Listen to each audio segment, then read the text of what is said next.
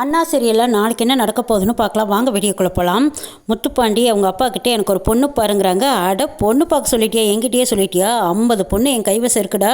உனக்கு எந்த மாதிரி பொண்ணு, மெட்ராஸ் கறி வேணுமா இல்லை கிராமத்து கறி வேணுமான்னு கேட்குறாங்க. பார்த்தாலும் எனக்கு சம்மதம் தான். அந்த எசிக்கு வேண்டான்னு முடிவு பண்ணிட்டு இன்னொருத்தி கழுத்தில் தாலியை கட்டி அவ கூட வாழலான்னு முடிவு பண்ணிட்டேங்கிறாங்க முத்துப்பாண்டி. இப்போ ஒரு அப்பா மாதிரி பேசுங்கிறாங்க. அப்பா மாதிரி தாண்டா பேசுகிறேன். என் பையனுக்கு கல்யாணம் பண்ணி வைக்க நான் தாண்டா முன் வரணும். டேய், உனக்கு எப்படிப்பட்ட பொண்ணு வேணும், நீ அதை மட்டும் சொல்லுங்கிறாங்க. இப்போது எப்படிப்பட்ட பொண்ணாக இருந்தாலும் சரி, நான் கூட பார்க்கல, ஆனால் குடும்பத்துக்கு ஏற்ற பொண்ணாக இருந்தால் மட்டும் போதுங்கிறாங்க முத்துப்பாண்டி. எனக்கு ஒரு வாய்ப்பு கொடு, நான் போய் கூப்பிட்டேன் எப்படியும் வந்துடுவான்னு சொல்கிறாங்க பாக்கியம். ஏமா நான் கூப்பிட்டே வராதவ இனி நீ கூப்பிட்டா வரப்போறா? எப்போ நீ பொண்ணு பார்ப்பா, ஆனால் அவளுக்கு கூட பிறந்த அண்ணன் மட்டும் இருக்கப்படாது. அப்படிப்பட்ட பொண்ணாக எனக்கு பார்த்து கட்டி வைங்கிறாங்க. தாலி கட்டுற நேரத்தில் மட்டும் வந்து அந்த பொண்ணு கழுத்தில் நான் தாலியை கட்டி கூட்டிகிட்டு வரேன்ட்டு போகிறாங்க முத்துப்பாண்டி. சிவபாலா, நீ வண்டி எடு, எஸ்கே போய் கூட்டிகிட்டு வருவோம்.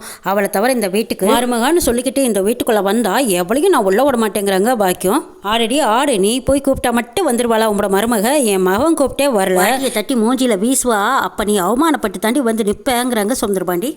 நான் போயிட்டு எஸ்கியோட தான் வருவேங்கிற. போ அந்த எஸ்கி வருவாளாம், இவளும் கூட்டிகிட்டு வருவாளாம். போயிட்டு நீ திரும்பி இங்கே வராத, நீயும் அங்கேயே இருந்துக்கோங்கிறாங்க சுந்தரபாண்டி.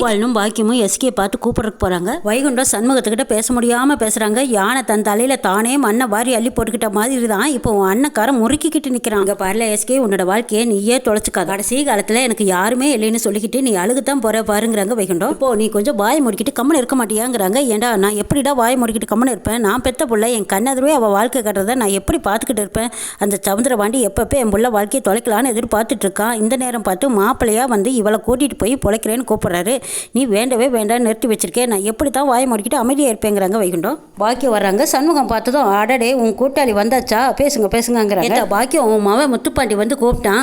ஆனால் இந்த சண்முகம் சொன்னதை கேட்டுக்கிட்டு இந்த இசைக்கு மண்டையை ஆட்டிக்கிட்டு போக மாட்டேனால சொல்கிறான் அந்த கழுதை. உன் மவன் கூப்பிட்டு பார்த்துட்டு வேற கல்யாணம் பண்ணிக்கிறேன்னு போயிட்டான். அதையும் கேட்டுட்டு இந்த எரும மாட்டு மேலே மழை பெஞ்ச மாதிரி 2 பேரும் ஆளுக்கு ஒரு பக்கம் கோந்திருக்காங்க பாருங்கிறாங்க வைகுண்டம். அண்ணே, அதை சொல்கிறதுக்கு தானே நான் ஓடி வந்தேன். எசைக்கு வேண்டாம், எனக்கு வேற ஒரு பொண்ணை பாருன்னா அவங்க அப்பா கிட்டேயே முத்துப்பாண்டி சொல்லிட்டாங்கிறாங்க. இதை கேட்டதும் அதிர்ச்சியாக நிற்கிறாங்க வைகுண்டம் எஸ்கி எல்லாரும்.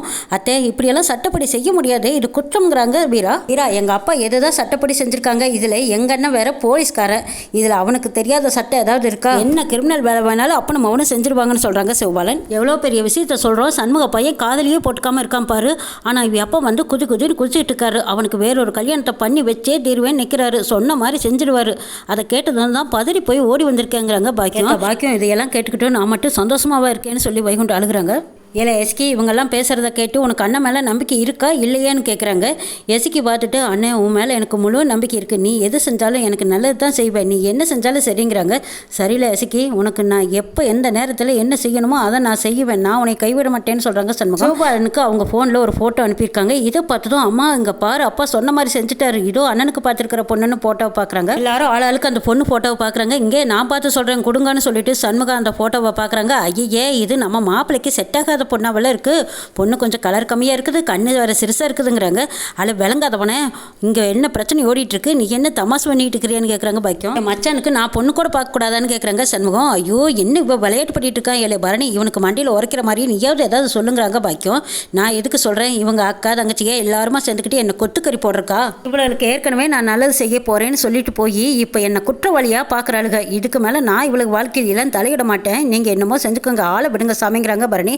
இல்லை எஸ்கியோட வாழ்க்கை வீணா போயிரும் போல இருக்குங்கிறாங்க பாக்கியம். நான் என்ன செய்யட்டும், இவ வாழ்க்கை இவ தானே பார்த்துக்கணும், குருட்டு மாடு மந்தியில் போகிற மாதிரி அண்ணன் சொன்னா தான் கேட்பேன்னு அண்ணன் பின்னாடி தான் போகணுங்கிறா. இல்லை எஸ்கி, உங்கள் அண்ணன் கையில் இப்போ உங்கள் புருஷனுக்கு பொண்ணு பார்க்குற அளவுக்கு போட்டா வரைக்கும் வந்து நிற்கிது, இவ அண்ணன் பேச்சை தான் கேட்பேன்னு நிற்கிறீல்ல, உலகத்திலேயே இல்லாத அண்ணன் இவளுக்கு தான் கிடைச்ச மாதிரி அண்ணன் பேச்சை தான் கேட்பேன்னு ஒத்த காலில் நிற்கிறா. அண்ணனை தானே பெருமையாக பேசிட்டு இருக்கீங்க, இனிமேல் நான் உங்கள் விஷயத்தில் தலையிடவே மாட்டேன்டி, எனக்கு இதுக்கு சம்மந்தமே இல்லைன்னு விலகுறாங்க பரணி. இந்த கோட்டிக்கார நான் பேசிக்கிட்டு இருக்கிறேன், நீ பாட்டுக்கு பதில் பேசாமல் இருந்தால் என்னடா அர்த்தங்கிறாங்க பாக்கியம்.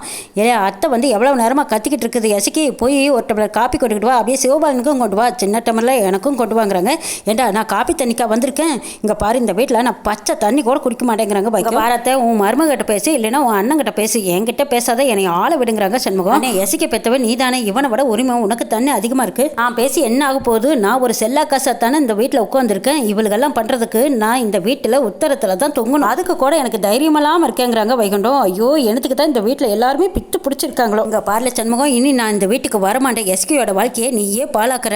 சரி என்னமோ பண்ணுங்க, நான் போகிறேன் அப்படின்னு சொல்லிட்டு பாக்கியம் போகிறாங்க. ஏன்டா சிவபாலா இருந்தால் அந்த ஃபோன் எடுத்துக்கிட்டு போ, அடுத்த தடவை உங்கள் அப்பா பொண்ணு பார்த்து அனுப்புனாங்கன்னா எனக்கும் ஒரு ஃபோட்டோ அனுப்பு, நான் பார்த்து சொல்கிறேங்கிறாங்க சண்முகம். எஸ்கே உங்கள் அண்ணன் ஏதோ பைத்தியக்காரத்தனமாக முடிவெடுக்கிறான், நீ தான் நல்லா யோசிச்சு முடிவெடுக்கணும்டி. சரி நான் கிளம்புறேன்னு பரணியும் கனியும் அங்கேருந்து கிளம்புறாங்க.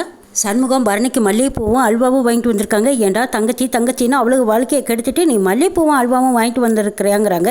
ஏலே நான் இப்போ எவ்வளோ ரொமான்டிக்காக உங்ககிட்ட பேச வந்திருக்கேன், நீ தங்கச்சிகளை பற்றி ஞாபகப்படுத்தி என்னோட மூட் அவுட் பண்ண பார்க்குறியா? அவளுக்கு என்ன குறைச்சல்? ரத்தனா டீச்சர் ஆகணும்னு ஆசைப்பட்டா, அதே மாதிரி அவளை டீச்சர் ஆக்கிட்டே வெங்கடேஷ் கிட்ட கஷ்டப்பட்டுக்கிட்டு கிடந்தா. இப்போ தான் அவள் நிம்மதியாக வந்து இருக்கா. இப்போ அவளை பற்றி நீ எதுக்கு பேசுகிற? அவன் சின்ன வயசுலேருந்து போலீஸ் ஆகணும்னு ஆசைப்பட்டா, இப்போ அவளையும் போலீஸ் ஆக்கியாச்சு. இன்னைக்கு எல்லாருமே அவங்க ஆசைப்பட்ட மாதிரி ஒரு நல்ல இடத்துல உட்கார வச்சாச்சு. இனிமேல் என்ன கவலை? அவங்கள பற்றி இனிமேல் கவலைப்பட வேண்டியதே இல்லைங்கிறாங்க. எசக்கிக்கு நீ என்னடா பண்ணி வச்சுன்னு கேட்குறாங்க. எசக்கிக்கு தான் இப்போ தொழிலதிபராக இருக்காளே, இதுக்கு முன்னாடி என்ன செஞ்சுட்டு இருந்தா? வீட்டில் சமைக்கவும் ஓட்ட பெருக்க துவைக்க இப்படித்தானே வேலை பார்த்துட்டு இருக்கா. இன்னைக்கு அவளுக்குன்னு ஒரு தொழில் ஆரம்பிச்சுக்கிட்டா. இன்னும் போக போக பாரு அவள் பெரிய தொழிலதிபராக போகிறாங்கிறாங்க சண்முகம். அப்புறம் கடைக்குட்டி கனி, அவள் ஒரு பாடகையே வரணும்னு ஆசைப்படுறா. அவளையும் படிக்க வச்சு பாடகை ஆக்கிட்டேன்னா இதுக்கப்புறம் ஒரு அண்ணனுக்கு வேற என்ன சந்தோஷம் வேணும் இருக்குது சொல்லு பார்க்கலாம். ஏய் உண்மையான சந்தோஷம் எங்கே இருக்குதுன்னே தெரியாமல் இப்படி பைத்தியம் பிடிச்ச மாதிரி பேசுகிறேங்கிறாங்க. லேய் சந்தோஷம் எங்கே இருக்குதுன்னு எனக்கு தெரியும், முதல்ல நீ திரும்புன்னு சொல்லி பரணிக்கு மல்லிகைப்பூ வச்சு விட்றாங்க சண்முகம். நான் தான் வச்சு விடுவேன்னு சண்முகம் பூ வச்சு விடுறாங்க. ஏண்டா இப்படி பண்ணிட்டு இருக்க? ஏண்டா 5 பேரும் தூங்க முடியாமல் கலங்கி போய் கொண்டிருக்காங்க. நீ என்னடானா அல்வாவும் மல்லிகைப்பூ வாங்கிட்டு வந்து இப்படி கலட்டா பண்ணிட்டு இருக்கிற? உனக்கு மனசாட்சின்னு ஒன்று இல்லவே இல்லையான்னு கேட்குறாங்க பரணி. எனக்கெல்லாம் மனசாட்சி இருக்குது. என் தங்கச்சி வாழ்க்கையிலாம் செட்டில் ஆக்கிட்டேன். என்னோட வாழ்க்கை தான் இன்னும் செட்டில் ஆகாமல் அப்படி இருக்கேன். நான் வாழ்க்கையும் செட்டில் பண்ணலான்னு நினைக்கிறேன்னு பரணியை கைப்பிடிக்கிறாங்க. டே முதல்ல விடு. ஏண்டா எங்கள் அண்ணன் இன்னொரு கல்யாணம் பண்ணுறேன்னு சொல்லிட்டு இருக்கான். அதுவும் எசிக்க இருக்கும்போது இப்படி சொல்லும்போது எவ்வளோ கஷ்டமாக இருக்குது. நானே ஒரு குழப்பத்தோடவும் பயத்தோடவும் இருக்கேன். நீ என்ன எதுவுமே கண்டுக்காமல் இருக்கேன்னு கேட்குறாங்க. இந்த வகையில் நீ யோசிச்சு பாரு, உனக்கு எனக்கு சண்டை வந்துக்கிட்டே தான் இருக்குது. சரி இந்த வம்பு பிடிச்ச விளையாட நமக்கு என்ன அப்படின்னு நான் நினச்சிக்கிட்டு ஒன்று அத்து விட்டுட்டு என்னையே நினச்சிட்டு இருக்கிறேன். என் மாமா மக தமிழரசியை நான் கல்யாணம் பண்ணிக்கிட்டா எப்படி இருக்குங்கிறாங்க. அப்படி ஒரு வேளை நான் கல்யாணம் பண்ணிக்கிறேன்னு முடிவு எடுத்தா நீ என் காலில் விழுந்து கெஞ்சுவியான்னு கேட்குறாங்க.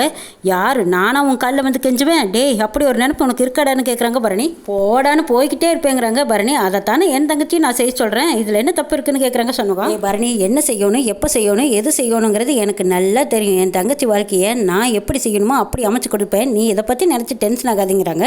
டே சண்முகம் உன்னை பற்றி என்னால் புரிஞ்சுக்கவே முடியலடா. நான் இனிமேல் வாயவே திறக்க மாட்டேங்கிறாங்க. ஐயோ நீ வாய் திறக்கலைன்னா நான் எப்படி அல்வாபா போடுவேங்கிறாங்க. டேடே கொஞ்சம் இரு. ஏண்டா தமிழரசின்னு சொன்னீங்கல்ல, ஏண்டா யாரடா அந்த தமிழரசி? ஏண்டா உன் மாமன் பொண்ணு தமிழரசியாங்கிறாங்க. ஆமாம் அது ஒன் சைடு லவ்ங்கிறாங்க சண்முகம். எது ஒன் சைடு லவ்வா? அப்போ என்னை விட்டு நீ போயிருவியாடா? ஏண்டா போயிருவியா அப்படின்னு சப்புன்னு செவனியாக அலையிறாங்க. பரணி சண்முகத்தை செல்லமாக அடிச்சிட்டு இருக்கும்போது அவங்க இடுப்பை பிடிச்சிடுறாங்க. பரணியும் அந்த கிறக்கத்துலையும் மயக்கத்துலையும் அப்படியே சண்முகத்தை கண்ணுக்கு நேருக்கு நேராக பார்த்துக்கிட்டு இருக்கிறாங்க. உன்னை இப்படியே விட முடியாதுடா. இங்கே பாருடா, உன் தங்கச்சிகளோட வாழ்க்கையை செட்டில் பண்ணு. அதுக்கப்புறமா நம்ம வாழ்க்கையை பற்றி பார்க்கலாம், பேசலாம். அது வரைக்கும் நீ வாங்கிட்டு வந்த அல்வாவை நீயே சாப்பிடுன்னு சொல்லி சண்முகத்தோட வாயில அல்வா கொடுத்துட்றாங்க பரணி. ஓடா நீயே சாப்பிட்டு நீயே தூங்கு போ, நல்ல பிள்ளைய சமத்தா தூங்கி எந்திரிங்கிறாங்க. அல்வாவையும் மல்லிகைப்பூவையும் கையில் வச்ச சண்முகம், ஐயோ நானே தனியாக சாப்பிட்டு நானே தூங்கணுமா? மல்லிகைப்பூவும் வாடுது, இந்த அல்வாவை எப்படி ஒத்தையாக சாப்பிடுவேணும் அப்படின்னு சொல்லிட்டு சலிச்சு போய் சண்முகம் அப்படி போய் உட்காந்துக்கிறாங்க. பரணி இந்த பக்கமாக வெக்கப்பட்டு சந்தோஷத்தில் சிரிச்சிட்டு இருக்காங்க. டே உன்னை விளையாட்டு காட்டுறதுல எனக்கு அவ்வளோ சந்தோஷம்டா அப்படின்னு நினைக்கிறாங்க பரணி. சண்முகம் 2 பேரும் கூடிய சீக்கிரம் சேரணும்னா ரத்னாவுக்கும் எசிக்கும் இருக்கிற பிரச்சனை தீரணும். தங்கச்சிகளோட வாழ்க்கையெல்லாம் எப்படி சரி பண்ண போகிறாங்க? பரணியோட சண்முகம் எப்போ வாழ்க்கையை தொடங்க போகிறாங்க? தங்கச்சிக்காகவே அவங்க வாழ்க்கையை சண்முகம் தியாகம் பண்ண போகிறாங்க. சண்முகமும் பரணியும் அவங்களோட வாழ்க்கையை சந்தோஷமாக தொடங்கினாங்கன்னா ரொம்ப நல்லா இருக்கும். யாரெல்லாம் நினைக்கிறீங்களோ கமெண்ட்டில் சொல்லுங்கள்.